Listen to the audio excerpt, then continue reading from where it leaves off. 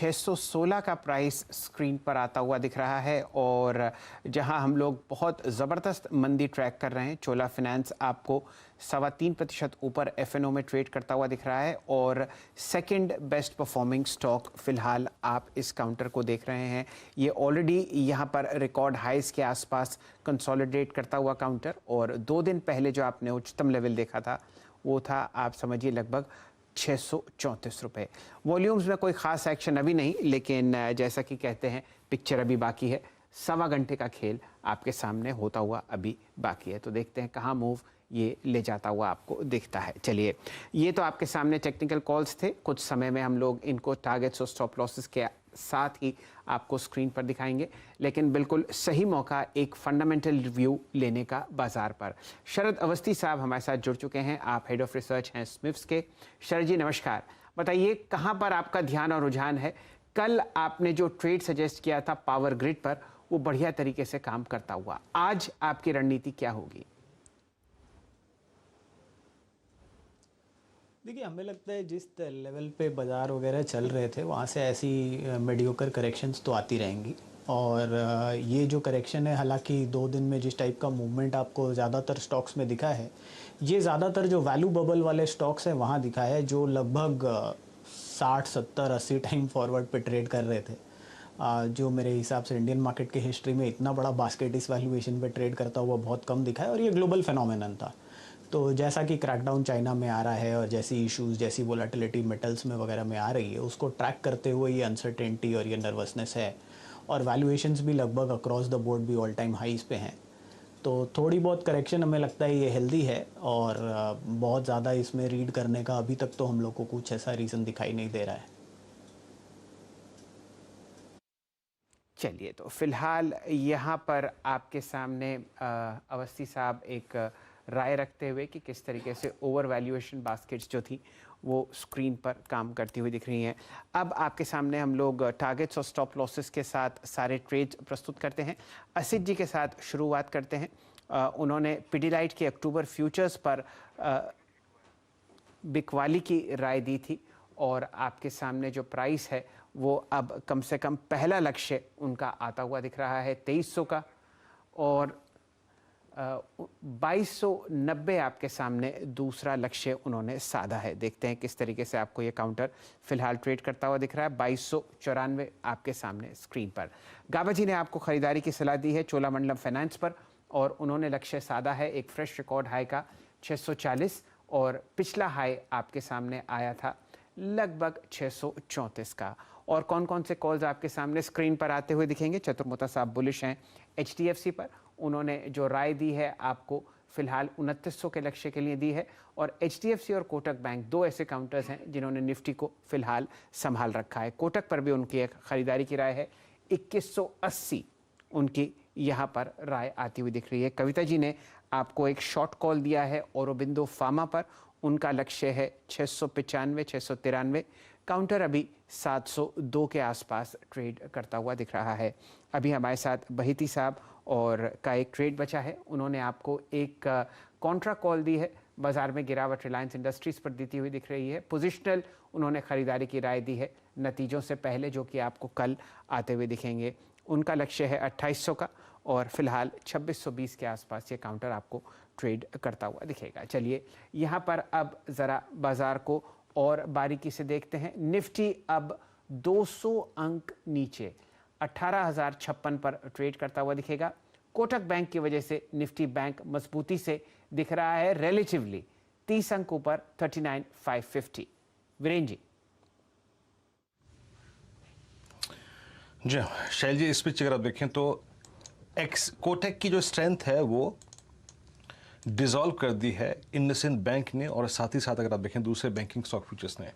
Bank Nifty अब lowest trajectory के आसपास आके फिर ट्रेड करता हुआ। इंडसइंड बैंक, याद रखिएगा, ये पिछले 5 सेशन के लोज को वॉलेट करता हुआ, और कुछ स्टॉक्स जो कि काफ़ी अगर आप देखें पेनफुल लग रहे हैं इस वक्त।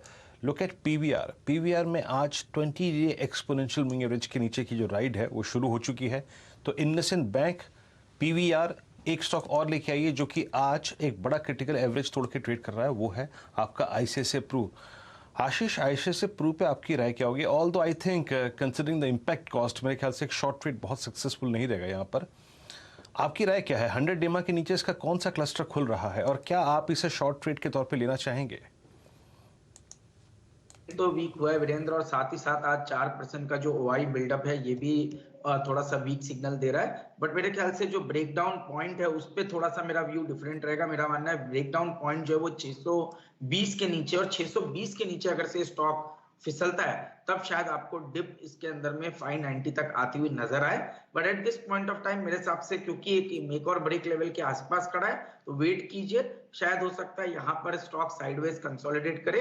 620 के नीचे एक शॉर्ट कैंडिडेट बनता है तब 630 का एक स्टॉप लॉस लगाकर शॉर्ट पोजीशन इसमें बनाई जा सकती है। तो एक कंडीशनल ट्रेड के तौर पे आईसीआईसीआई प्रू के अंदर में नजर रखनी चाहिए।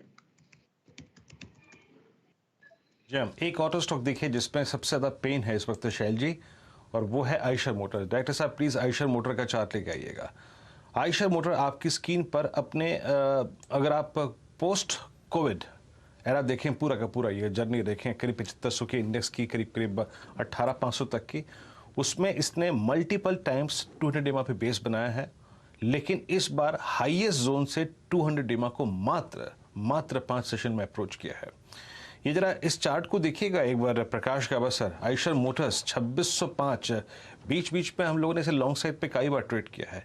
ये सर 2600 के नीचे अगर स्लिप कर गया तो कौन सी ट्रैजेक्टरी रखती है आपको लोअर साइड पे? मुझे लगता है ये स्लिप करेगा।